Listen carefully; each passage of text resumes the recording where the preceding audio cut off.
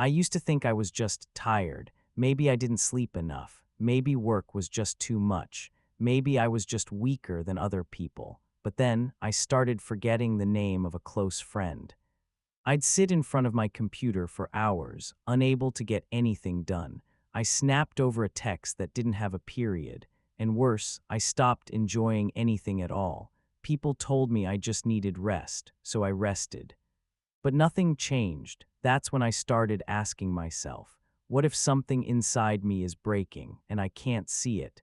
And the truth is, stress was quietly changing my brain little by little every single day. At first, I didn't think anything was wrong. I thought I was just exhausted, a little burnt out. Maybe I needed a weekend off. Maybe I just had to push through like everyone else seemed to be doing. Each morning, I'd wake up with a knot in my stomach. There was no fresh start to the day, just this dull pressure pressing down before I even got out of bed.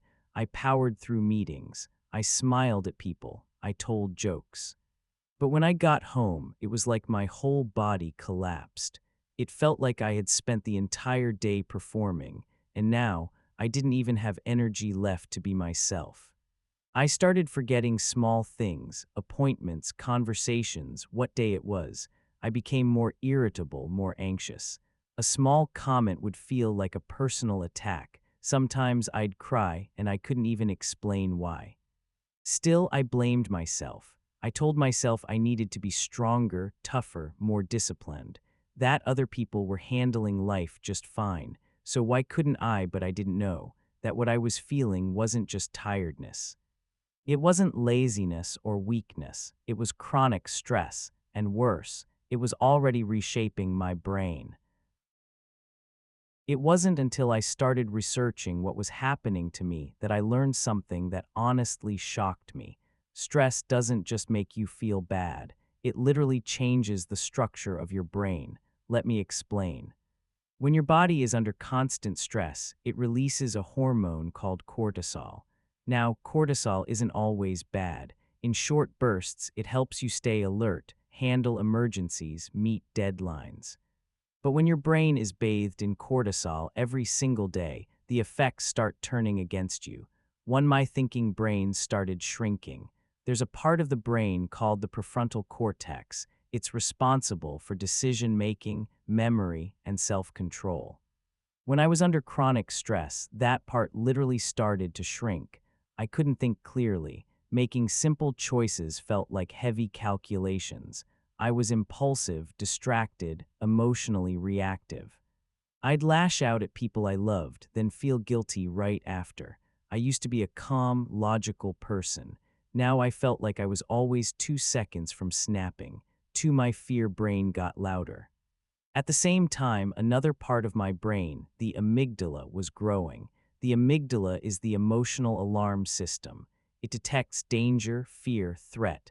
Under chronic stress, it becomes more sensitive, more active, more reactive. That's why I was jumping at small sounds.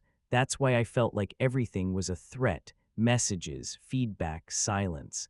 I was constantly in fight or flight mode, even when nothing was wrong. My memory felt broken. Another region, the hippocampus, helps with learning and memory. It was also under attack. Stress made it harder to store new information, harder to remember things I just read, harder to recall conversations from the day before. I thought I was just getting older, but in reality, my brain was overwhelmed and inflamed. Emotionally, I became someone I didn't recognize. I wasn't just tired, I was disconnected. Things I used to enjoy, music, friends, walks, started feeling dull, like the world had gone gray, and I didn't know how to switch the color back on. I later learned that chronic stress can mess with dopamine regulation, that chemical that gives you pleasure and motivation. That explained a lot: why I couldn't feel joy, why everything felt like a chore, why even relaxing felt exhausting. And then came the silence. I stopped replying to messages. I avoided people. I skipped calls. Even though I was surrounded by people who cared, I felt more alone than ever. But reaching out felt like one more task on an already impossible to-do list. And still, I told no one.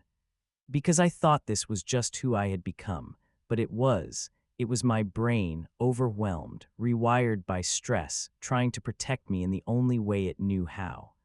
The good news is your brain is incredibly resilient. It took me a while to believe that. For months, I felt like something inside me had been permanently broken, but then I discovered something called neuroplasticity.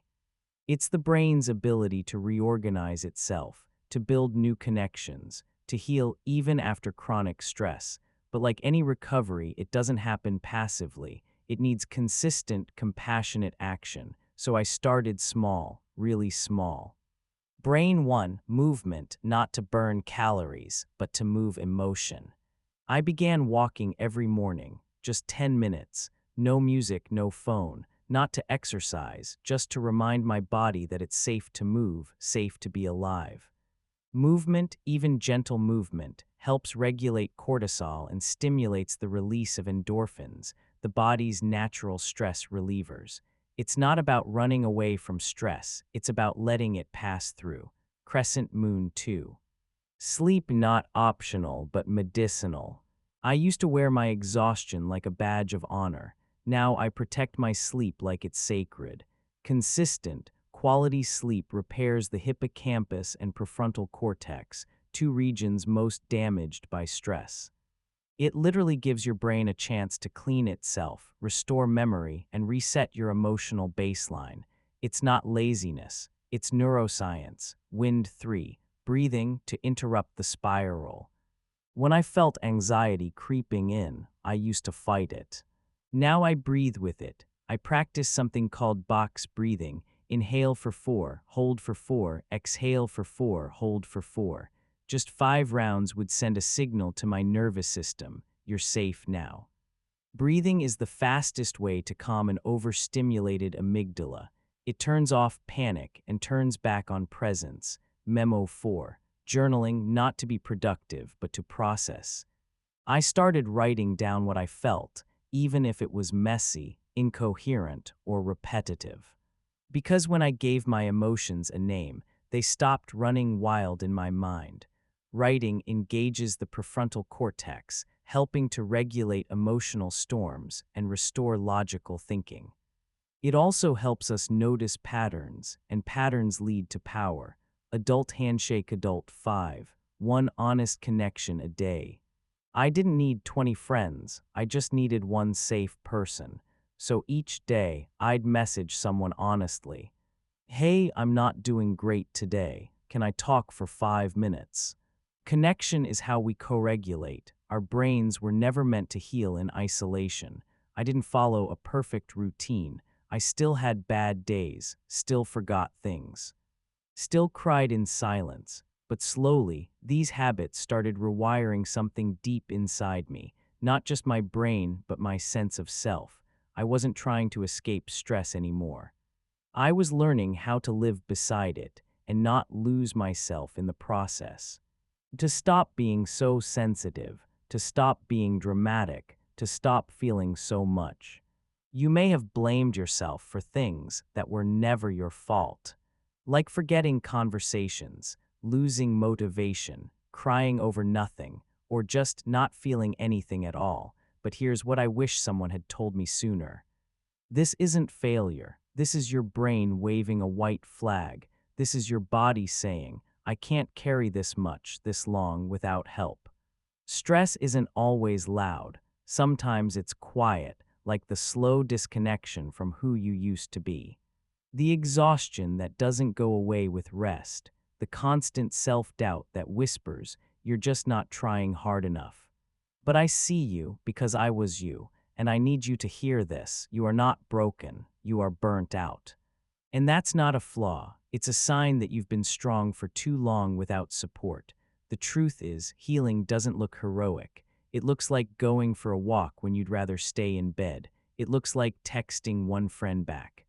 It looks like breathing through one more wave of anxiety without judgment. You don't have to be perfect to be healing. You just have to stay curious about yourself, even on the hard days. And if all you did today was watch this video, if all you did was listen to this story, that counts too, because healing isn't a finish line, it's a direction, and you're already on the path. So if this video found you in a moment of heaviness, maybe that's no accident. Take a breath. Feel your body again, and maybe, for the first time in a long time, remind yourself, I am allowed to rest. I am allowed to be gentle. I am allowed to begin again. If this message spoke to something inside you, please consider. Like, comment, and subscribe to High Day Psych. We create these stories not just to educate, but to remind you you are never, ever alone.